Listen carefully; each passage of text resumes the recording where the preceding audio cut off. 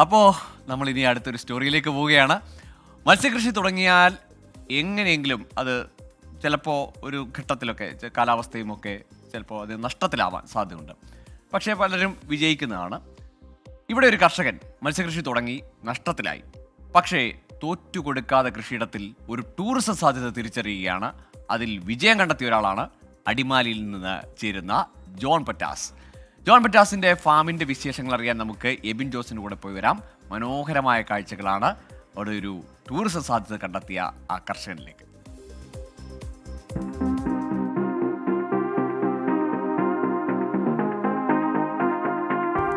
അപ്പോൾ നമ്മുടെ ഇന്നത്തെ യാത്ര അടിമാലിയിലെ പൊട്ടാസ് ഫാമിലേക്കാണ്. ഈ അലങ്കാര മത്സ്യങ്ങൾ കൊണ്ട് ഫാം ടൂറിസത്തിൻ്റെ സാധ്യതകൾ പ്രയോജനപ്പെടുത്തിയ ഒരു സ്ഥലമാണ് പൊട്ടാസ് ഫാം.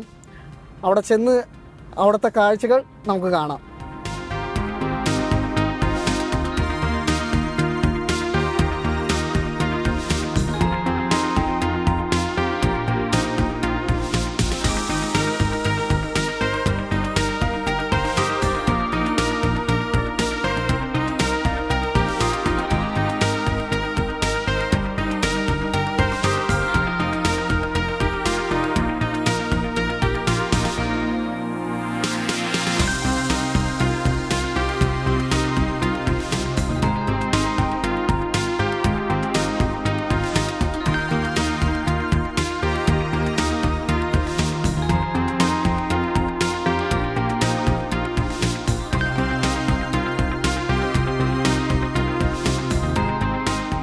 നമ്മളിനി കാണാൻ പോകുന്നത് ജോൺ ചേട്ടൻ്റെ പൊട്ടാസ് ഫാമിലെ ഈ മത്സ്യക്കൂട്ടങ്ങളെയാണ്, അവരുടെ കളികളാണ് കാണാൻ പോകുന്നത്. അപ്പോൾ നമുക്ക് ഈ ചങ്ങാടത്തിൽ കയറി പോകുന്ന വഴിക്ക് ഇതെല്ലാം വിശദമായി കാണാൻ പറ്റും.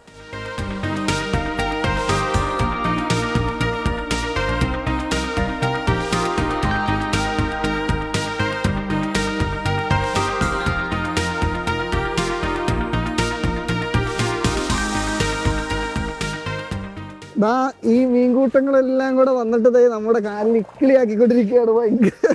ഭയങ്കര രസമാണ്. ഭയങ്കര ഒരു അനുഭവമാണ് ഇത് കേട്ടോ.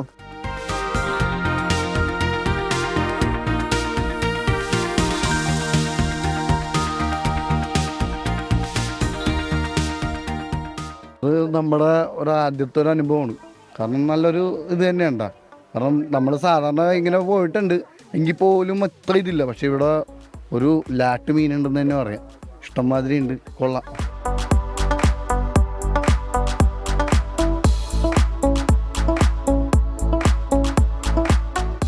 This is an amazing area created by John and team, and I would highly recommend this for anybody looking for a fun adventure. They have a fish feeding arena and fish will come and nicely tickle your legs. They also have different rafting and boating options here. Highly recommend this fun place to everybody.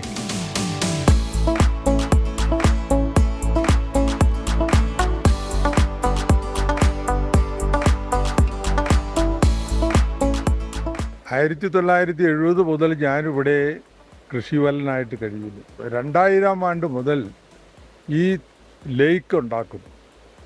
ആ സമയത്ത് ഇവിടെ ഒന്നും മറ്റു മരങ്ങളൊന്നും തന്നെയില്ല. ആ മരങ്ങൾ മുഴുവൻ നട്ടുവളർത്തി ഓരോന്നോരോന്നായിട്ട് നട്ടുവളർത്തി ലേക്കിൽ വെള്ളം നിർത്തി അതിനകത്ത് കൊഞ്ച് കൃഷി തുടങ്ങി. പിന്നെ മറ്റു പല മീനുകളും തുടങ്ങി. ആ മീൻ കൃഷി ഒന്നും വിജയപ്രദമാകാതെ വന്നപ്പോൾ 1-2 കൊല്ലം വെറുതെ ഇട്ടു. വീണ്ടും കോയിക്കാർപ്പ് വർണ്ണ മത്സ്യങ്ങളെ കൊണ്ടുവന്നിട്ടു.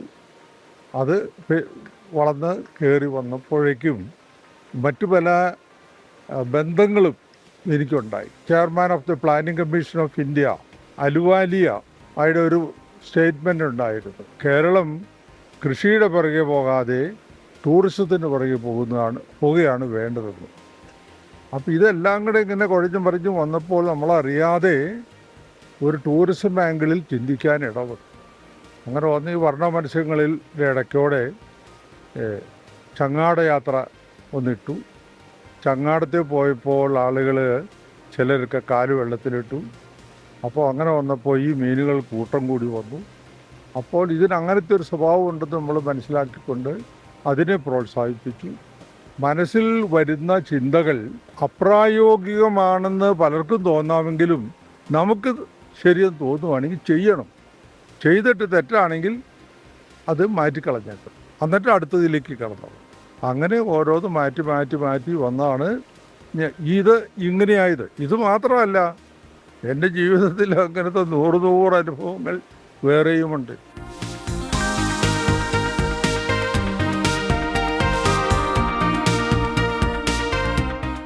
ഒരു സംരംഭം തുടങ്ങിയാൽ ചിലപ്പോൾ ചില തിരിച്ചടികളൊക്കെ ഉണ്ടാവാം. പക്ഷേ ആ തിരിച്ചടികളിൽ പതറിപ്പോവാതെ അതിന് കാലോചിതമായ മാറ്റങ്ങൾ വരുത്തി വിജയിച്ച കഥയാണ് പൊറ്റാസ് ഫാമിനുള്ളത്, ജോണി ചേട്ടനുള്ളത്.